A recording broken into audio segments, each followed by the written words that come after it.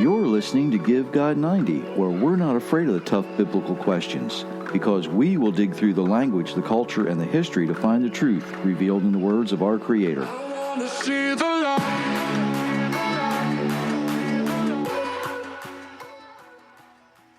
Good Monday morning, everyone. If you're listening live, if you're not, we hope you're having a good day wherever you are. My name is Jerry Mitchell, your host for Give God 90. Myra is supervising this morning. Good morning, everyone. And we appreciate each and every one of you who join us. If you're new here, let me remind you to go check out GiveGod90.com, where you're going to find all kinds of good stuff. And for everyone, if you like what you hear, chances are your friends and family will enjoy it. And if you have enemies, they need to hear it too. So, share this out there if you would. If you want to leave us a comment, you can do so if you have a live Spreaker account, while we're live, or through the Spreaker app, or through one of the, I don't know how many social media sites we're at, but if you really want a private message sent, go to GiveGod90.com. There's a comments page. You can send us an email there. So all kinds of ways to get up with us if you have comments and questions you don't want the rest of the world to know. In this fifth and final episode of the series that Myra insisted I do, and she's really glad we did because she's had some easy reading. For one part, that's not the main thing. Anyway, we're going to see that Solomon starts to re-emphasize some of the things that he strongly suggests we do. And he says as you get older, as your circumstances might change, he's going to encourage us to maintain our covenant. So we're going to look back a little bit, and we know that this proverb section doesn't just talk about the woman's role in marriage. It actually reflects on both husband and wife. The man should be searching for the attributes that he is designed actually to desire in a wife. These are the things that men should be looking for. And likewise, there's other places in the Bible that describe what attributes that the woman needs to be looking for in a husband. And part of those include somebody who is faithful to hold on to the instructions given to us by our Creator and apply them to their lives. Each person, though, has to bring the best they can as often as they can to the relationship. And when they do that, it actually opens a door and it provides the benefits to the family. And if they don't do that, the marriage will fail. And how many times have we seen that, not just in recent times, but throughout history, when people refuse to do the things that they say they're going to do, marriage fails, right? Now, in the last episode, I spent a lot of time talking about how important the wife should be to the husband. But I really didn't say that the husband should be important to the wife. Now, some people might say, well, you didn't. Why didn't you say that? Because for the wife, the entire household is important. And while the husband will be her first concern, when children are involved, their needs will be equal to the husband. Man, let's face it, we kind of get narrow-minded sometimes. We kind of get tunnel vision sometimes. And I'm not saying that men can't be good fathers and can't be looking out for the whole family, but we like to focus on our wives. Women, on the other hand, are a little, in general, broader minded. They look at the whole picture. Remember, I said they want form and function. They want the whole package. They want the complete package. Guys are satisfied typically with, if I get what's important to me, that's good enough. But women normally, and I'm not stereotyping, I'm being very general here, they want the whole thing. and all of that is actually designed when our Creator gave Adam's wife to be a mother. Remember in Genesis 3:20, Adam called her Chava. That's where we get the word Eve. Chava was what he called her, because she was the mother of all living. Now the Hebrew word chai means life. Chava is a conjugated form of that. So you see how Hebrew kind of plays into that. They're the mother of all living things. They take care of everything. It's kind of odd how that doesn't play out in English, isn't it? But that's what you get when you translate out of any language. Really, you don't get the complete understanding of what's being said unless you spend. Could you imagine how big your Bible would be if everything in there was explained in English the way it needs to be? Nobody would get through it. That's why you spend.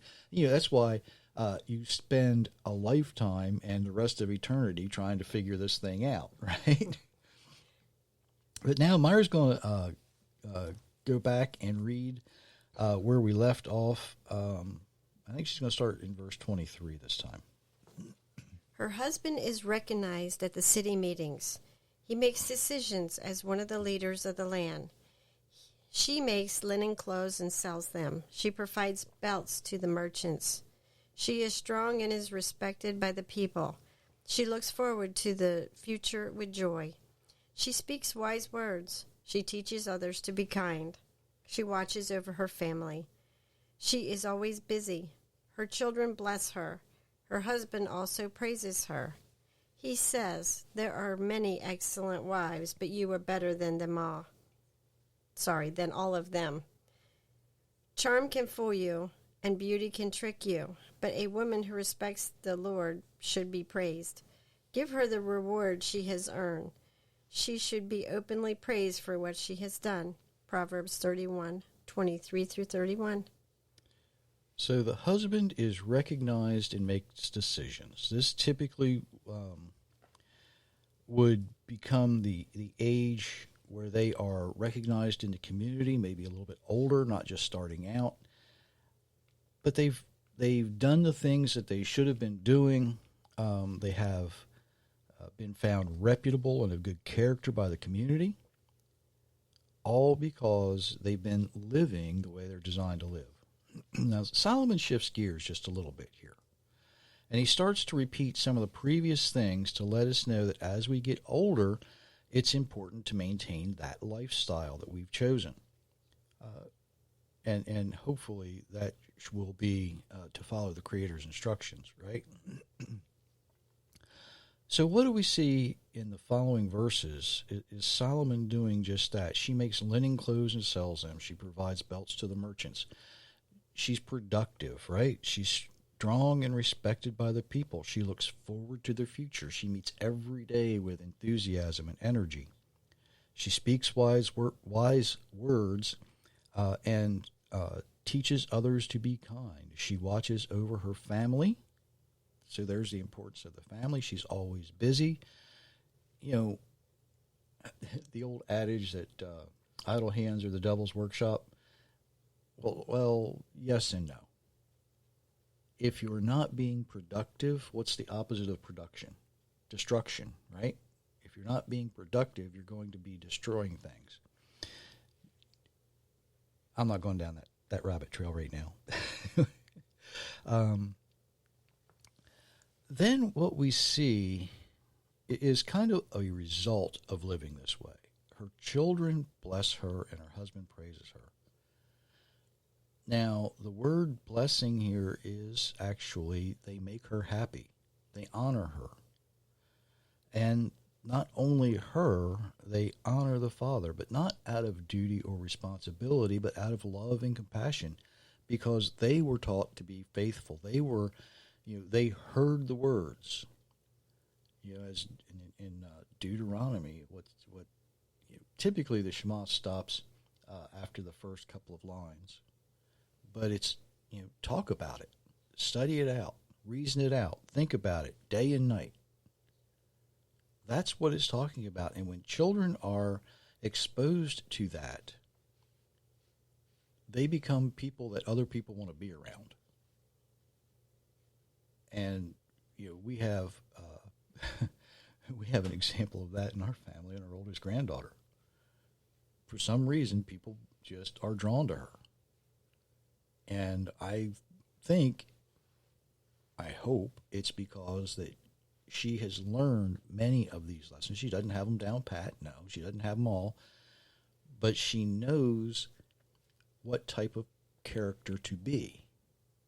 She knows her responsibilities. She knows all of those things. She sees all of that. And she looks around and she sees other people who may be popular, but their popularity is only because of certain talents, maybe. Maybe they're physically attractive. We'll get to that in a minute. Maybe they're athletically adept. Maybe they're one of the rich kids in school. I don't know.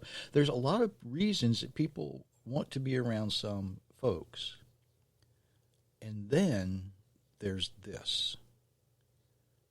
They're the young people who are maturing properly. And people want to be around that. Solomon goes on, her husband praises her. Now, this can come in many forms. Praise is actually a way, well, it actually means to throw.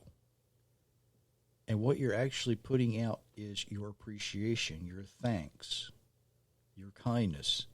All of those things you are throwing out there at someone. That's kind of an odd way to say that, isn't it? Kind of makes you feel like you want to duck because here comes stones, rocks. Well, it's not the stones and the rocks. Bread. It's the appreciative. It's showing people how appreciative you are that they are there. Now, that doesn't mean that you're going to shower her with gifts. It doesn't mean you're going to take out a 30-second ad at the Super Bowl or the World Cup to tell the world how great she is. Sometimes a look can be sufficient. Sometimes going out of your way to do something special is all the praise that they might desire. Right? Now, I like to think that every couple should know the look on their spouse's face. I'm getting one right now. I can tell you, I know when Myra's mad just by the look in her eyes. I know when she's happy just by the look on her face as well, right? I know when she's being ornery. And I think couples who have been together for more than, a few days get that. They read the body language, right? Look at what verse 29 says. There's many excellent wives, but you are far better than all of them. And yes, you are, my dear. Thank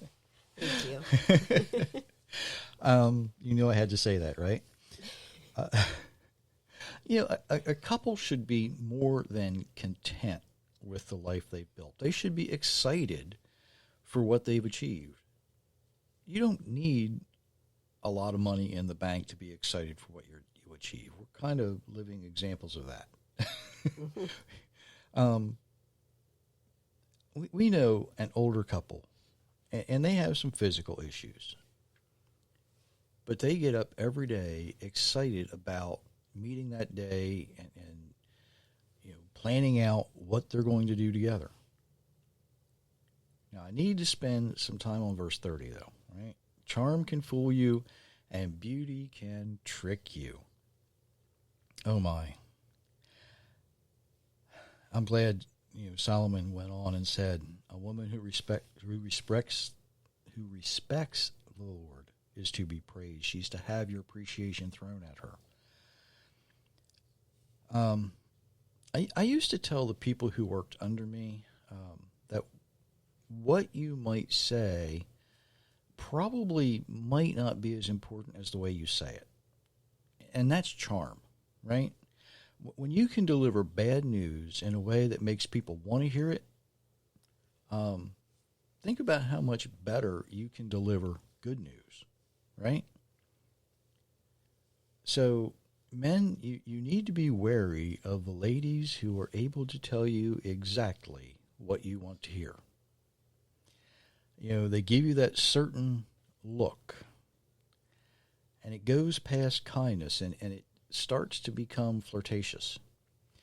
A couple of years ago, we were in a store. Myra's, in a different part of the store looking at something. I was with our oldest granddaughter and one of her friends, and a lady just maybe a little older than I began a conversation.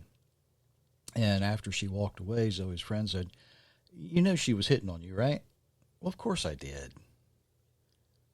You don't have to be my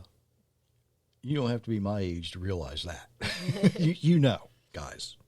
Be honest, Ladies, you know what you're doing too. Let's just be honest about that. But when she didn't get the response she wanted, she decided to go fish in other waters. Just say it that way. Now, believe it or not, this actually happened in another store while Myra and I were standing. We were side by side in the grocery store with our items waiting to check out. I'm not the most handsome guy in the world. I realize that. I'm not the most worthy. So, guys, be careful out there. There are worldly women who see someone and they think, well, maybe that's something I want. And they attempt to acquire it. Now, for you ladies out there, men do the same thing. And we used to call those the silver-tongued devils, right? They talk a good talk, but the intentions they have are not to love anyone other than themselves, right? There's women out there like that too. Charm is one of those things that it can be used for good and it can be used for bad. And unfortunately, way too many people are way too good at using it for bad. Beauty, Solomon says, can be deceiving. There's an old saying, beauty's only skin deep, but ugly goes all the way to the bone. And that has a lot of merit. And I'm not talking about physical, the way you look.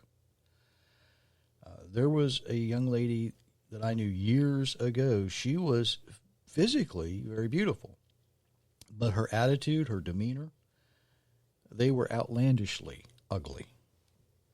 She didn't care about anybody other than herself. And she passed away several years ago now.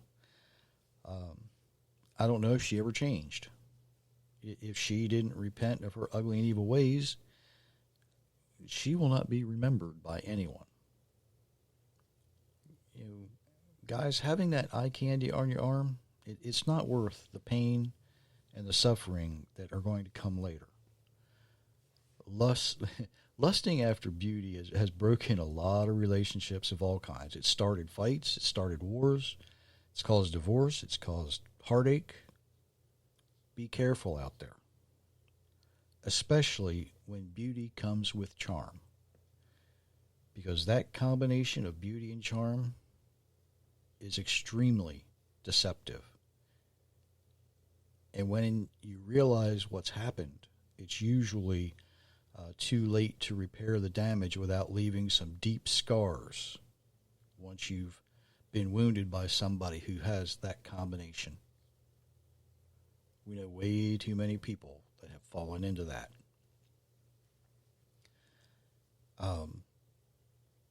Beauty and charm are a couple of things that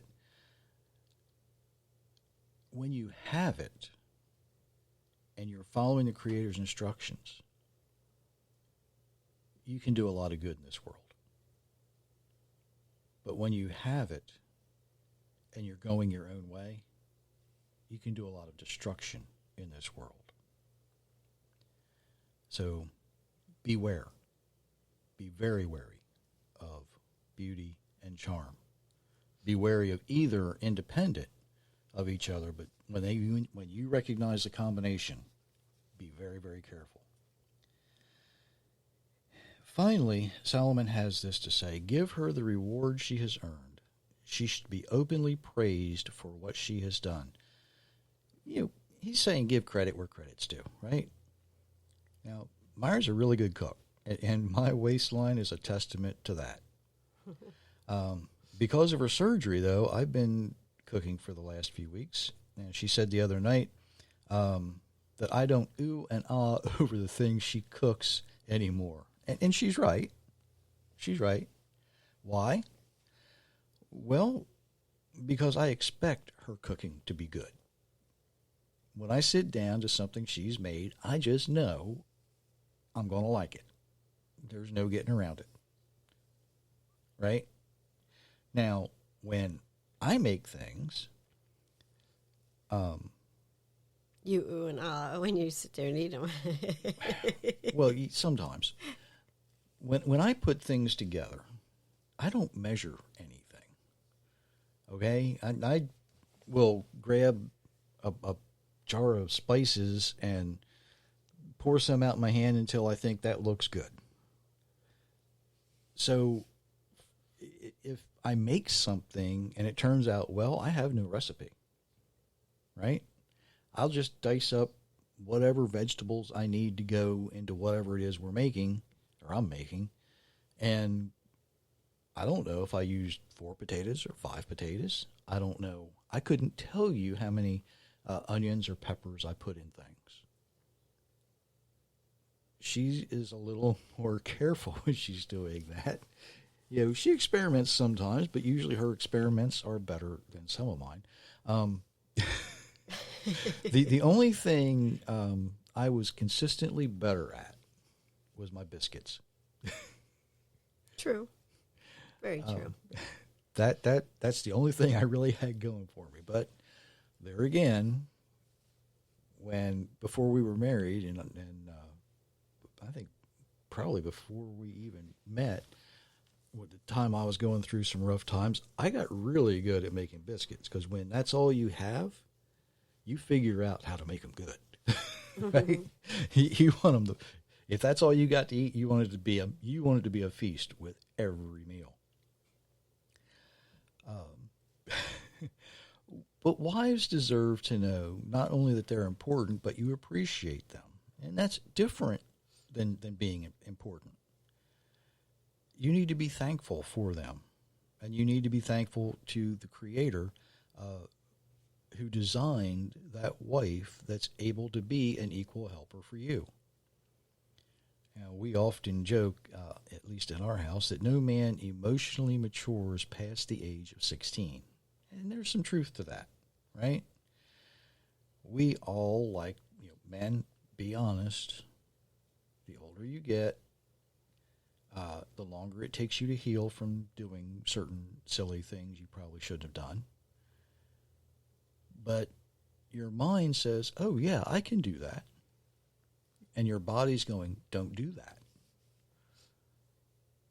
Well, there's the thing in our mind that says, yeah, you can, is not always pride. It's not always arrogance.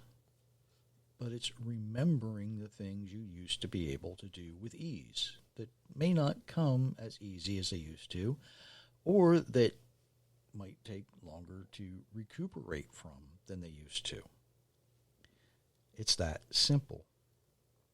So when we learn the lessons that are contained in the Bible and we apply those to our lives, we find out that they're there actually to guide us through this life. So even though men may not mature emotionally past 16, if they remember these lessons, at least we stop and think twice before we do something stupid. We may still go ahead and do it, but we recognize there's going to be that period of recuperation time sometimes, right? You don't just, after you've had as many injuries as I've had, you just don't jump down off the tailgate of a truck like you used to, right? Because, well, You'll re-injure injury. things go snap, crackle, and pop, right? When you, and I think everybody can relate to this, no matter how old they are. If you actually stop and think about what you're doing, consider the instructions, consider the implications of not following those instructions. That's what we're looking at here. And Proverbs 31 is no different. The Creator actually gives us, through Solomon, this is what a marriage covenant should look like. This is what it should look like when you're considering a wife, back in verse 10. This is what it looks like when you've achieved that recognition in a community because you've been following these instructions. And all along, you appreciate each other. You realize and recognize how important each other are. You recognize the importance of the family. And you maintain that importance so that the reputation of the family in the community is maintained as well. When believers come together and form a family based on the principles in Proverbs 31, they should be able to achieve miracles. But here is something, well, it's not prophetic, it's not profound, it's just something that should be recognized. When unbelievers discover what is in Solomon's advice and commit themselves to that lifestyle, they realize there's more to gain than they've ever imagined. When non-believers look at the way believers interact, not only with each other, but with non-believers, it causes them to stop and consider why. What are the benefits? How do I acquire those benefits? What do I need to change? What do I need to do? And all of these things are laid out in Scripture. We've got over 400 episodes now of the Give God 90 podcast that really, hopefully, are able to give you some ideas on how to apply those instructions to your life so that other people look at you and say, I don't know what it is you've got, but I've got to get some. Couples, here is what I will leave you with today. My advice to you for the day. Yeah, like you're going to follow my advice. But this is good advice, right? Do yourself and your spouse a favor. Study Proverbs 31. Apply those things to your relationship and see what the Creator has provided for you, not only in the past, but what He's getting ready to give you in the future. Did you have anything you wanted to add to that? Thank you for joining us today, and enjoy your Proverbs study, and we'll see you on Thursday night. Thursday night ought to be interesting because we're going to look at praise and worship. What are the similarities? What are the differences? I've given you the definition of praise today. What does worship What should worship look like? Ooh, that ought to be a topic. Until Thursday, many, many blessings, everyone.